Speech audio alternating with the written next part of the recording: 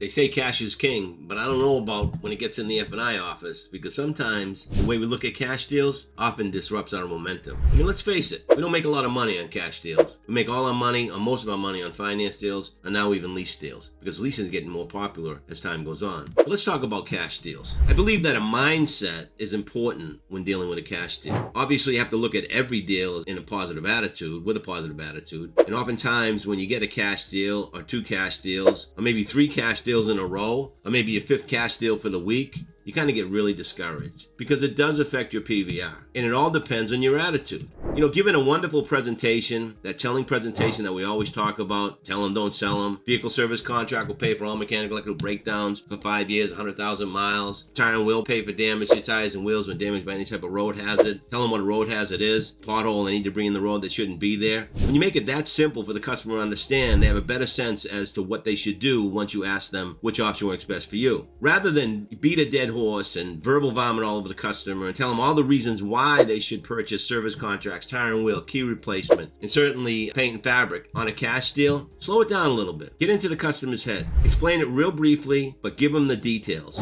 And all these products, they do nothing more than pay for this or pay for that for a certain period of time or mileage. Remind the customer that a number of these options are refundable should you decide to trade the car in. And if you go sell the car, it's only going to increase the value of the vehicle. These are some of the things that you should talk about along the way with a cash customer, because that's building value. Remind them that they're transferable, cancelable, that they cover anywhere in the United States of America. Ask them if their driving habits are going to change in the next couple years, if they think they're going to trade the car in. Don't forget to ask them, or somehow ask them, how long they plan on keeping the car, how many miles they drive a year, what type of roads or what type of driving they're going to do. Is it mostly rural? Is it city? Is it highway? Get a sense of how the customer is going to use the car, so that after you give that wonderful presentation I mentioned, that telling presentation, you're able to look at the customer and say which option works best for you, and they're going to tell you none. Many times, more than often, they're going to say none, but they're not going to say I don't have the money. If you're enjoying this video and want F&I training that pays for itself within the first week, sign up for Prod Prep Live, where you'll be seeing me live twice a week. Just click on the link in the description and join 1,000+ F&I managers who've succeeded from our training. Now back to the video. And I often tell all F&I managers when I coach, drive it to the money, because that's all that really matters. I find that most folks who choose not to enroll in these programs or buy these programs or purchase these options, they don't see enough value to spend the extra money. Isn't that really how you feel? And you got to figure out what option that is most relevant in their mind. And if you ask the right questions prior to getting into the F&I presentation, you've planted seeds and the customer has an idea of where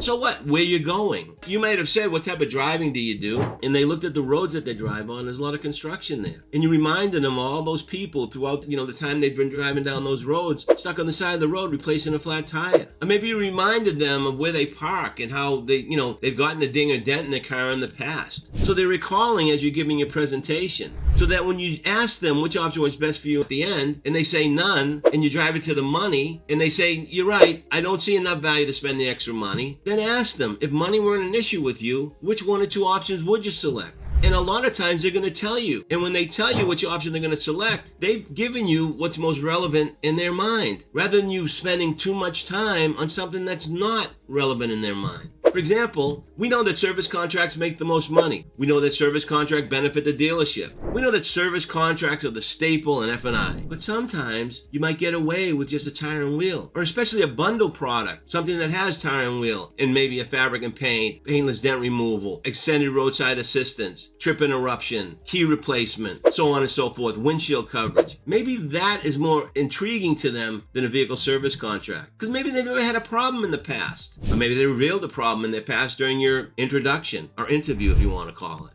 The bottom line here is, it's all about attitude, yes, but it's more about sticking with the process when dealing with a cash deal. It's even more important that you stick with the process with the cash deal. I recommend getting to the customer fast and furious, the decision stage of the way they want to do business, the car they want to drive. Take a look at this, your CRM tool. All F&I managers, like sales managers, should have access to that CRM tool. After all, that's the pulse of the dealership. And by viewing the CRM tool on a regular basis during the day, you get an idea of what's going on and if, in fact, you should get involved in those deals. Or at least you can have a conversation with the sales consultant as to what you should do next. That's the bottom line. It's all about the process. And once you get to that customer fast and furious, and you gather information, and you verify all the information, and you know the customer's coming in and paying cash, real cash, maybe they're taking it from an investment. And remind them that, that's not a wise thing to do. Take money from an investment and put it in a depreciating asset, and ask them, what do you think's going to happen to your money when you put it in this vehicle, when you drive this vehicle off the lot? As you know, vehicles do depreciate. Meanwhile, your money could be earning money,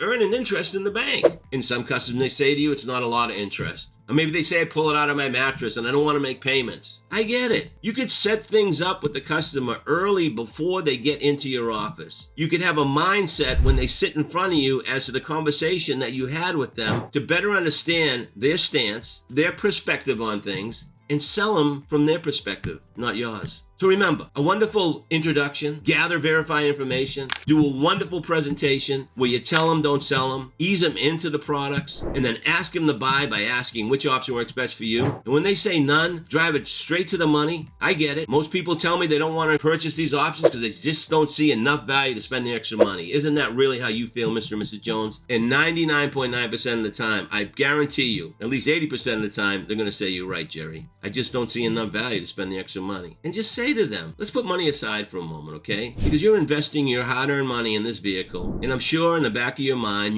there's chances are that you may have some sort of peril of ownership. Maybe a flat tire, maybe a ding or a dent, maybe a chipped windshield or a cracked windshield. Hey, for all you know, the car could be stolen. We don't know. But there is that possibility. Wouldn't you agree, Mr. and Mrs. Jones? And knowing that, let's put money aside for a moment. Which option would you be most interested in if money weren't an issue with you? And when they tell you, that's the option that you go after. And you go after with as much intensity and logical persistence as you can. That's when you take out your own evidence manual. That's when you take out your brochures. That's when you back it up with articles. You say, that's a wise choice. Let me explain. And just tell them, this is how much it's going to be. And don't be afraid. Blurt it right out to them. It's $1,495 for that bundle product. And they may just say to you, you know what? It's worth it. And remind them that they have essential and non-essential spending when buying a car. Essential spending is putting gas in it, even if you pay cash. Putting insurance on it, even if you pay cash. Insuring it, even if you pay cash. And then if something were to happen to it, that's what we call non-essential spending, where you don't have to spend that money. You can spend it up front and never have to spend another dime. Lock in the cost and transfer the risk to someone else. Isn't that a great idea, especially in today's economy, Mr. and Mrs. Jones? And that's the type of conversation that you need to have with your customer. So stop, once again, with that verbal bomb and trying to convince them to buy something that they're not very much interested in. And make sure you build a lot of value in that product that they're most interested in and go after it with the intensity that I just shared with you. And you watch what happens. It's all about attitude. And I'm going to leave you with this. Aim high is soaring, aim low is boring. Until next time, you go get 'em.